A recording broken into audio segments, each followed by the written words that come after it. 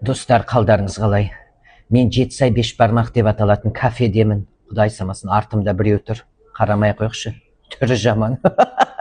Мына сеттің аты, достар, адикус деп аталады. Иә, 3 тал карась, 1 килограмм сазан, картофельный долькиі, фрийі бар, ортасында мынандай несі бар, соусы бар. Сонымен қатар 3 тал мынандай крылышки мен 3 тал филе, 6 шашлык беріледі. Бұл сеттің аты адикус деп аталады. Келіңіздер. Жеуге бола ма? Іштеңе демейсіз ба жесем? Жамандауға болмайды ғой бұндайды. Рахмет. Тарелка кеп бересіз ба? Әрең құтылдым ғой. Құрсын артымнан тұрып апты. Қайдан келген повар бұл? Құдайсымас.